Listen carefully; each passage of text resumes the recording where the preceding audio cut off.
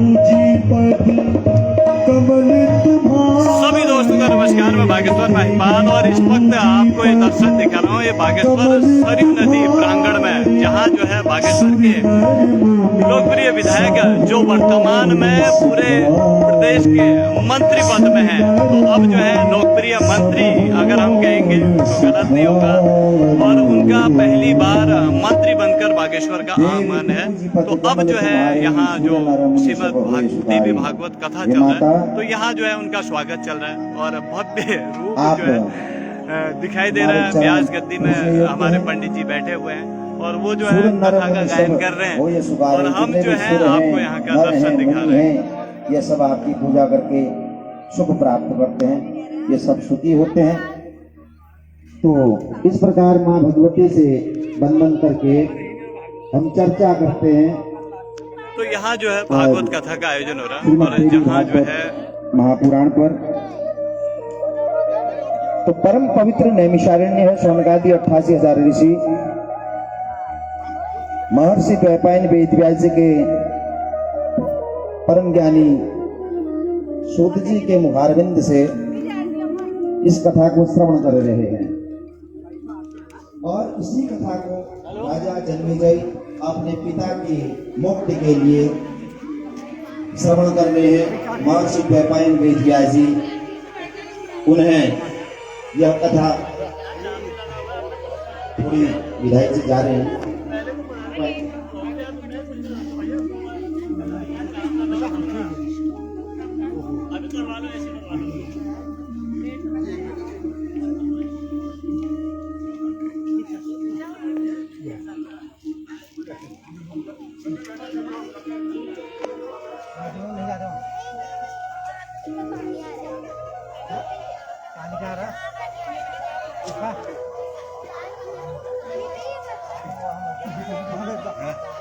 तो यह है भागवत कथा का आयोजन।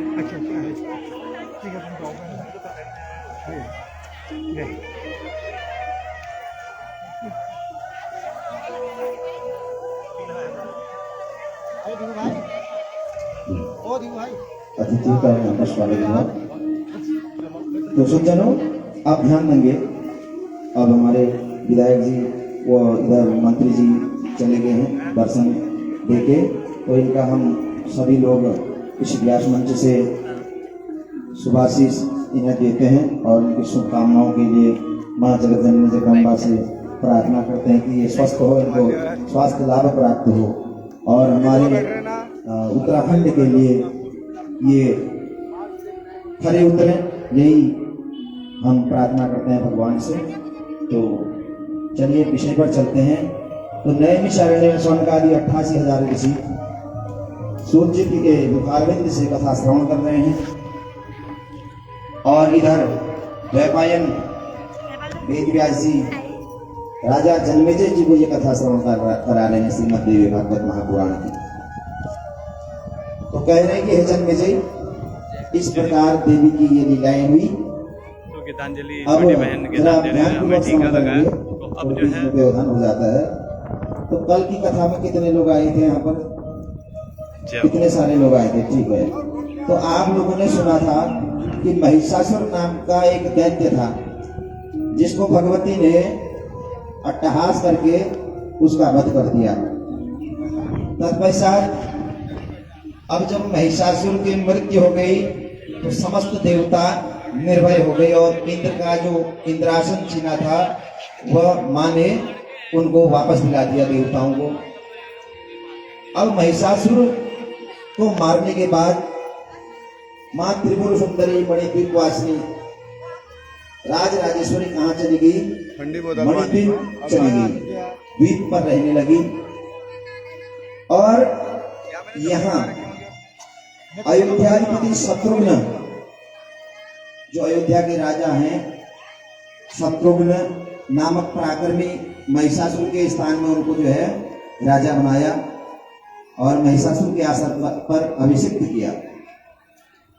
इसके बाद क्या होता है कि देखिए, मैं कल भी बता रहा था, ये जो राक्षस हैं, निशाचर हैं, ये सबको परेशान करते हैं।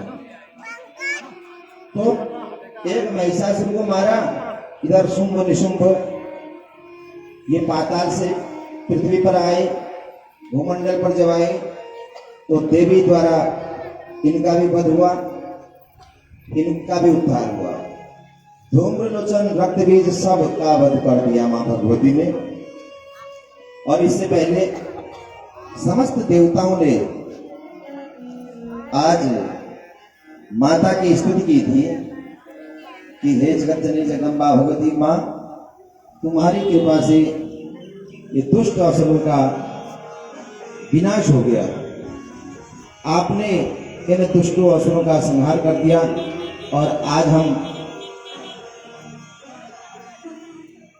हम धन्य हो गए मां। आज आपने हमको पुत्र रूप में स्वीकार कर लिया है। हे मां, आप जिसके ऊपर कृपा करती है तो वह पुत्र तो धन्य हो जाता है। तो इस प्रकार यहाँ पर समस्त देवताओं द्वारा महिषासुर के मारे जाने पर वह देवताओं को वापस राज्य दिलाए जाने के बाद सभी देवताओं ने सबसे पहले मां की स्तुति की है। आइए उस जगत जननी जगदम्बा भगवती की छोटी सी हम भी एक स्तुति करते हैं और मां से कहते हैं कि हे मां, सबके मनोरथ सिद्ध करे, यही कामना हम करते हैं। ऐसा भाव मन में आना चाहिए आप लोगों का और हमारा। उसके बाद स्तुति मांगा है मैंने मैया से वरदान एक ही, तेरी कृपा बनी रहे जब तक है जिंदगी। मांगा है मैंने मैया से वरदान एक ही, मांगा है मैंने मैया से वरदान एक ही, तेरी कृपा बनी रहे जब तक है जिंदगी। तेरी कृपा बनी रहे जब तक है जिंदगी।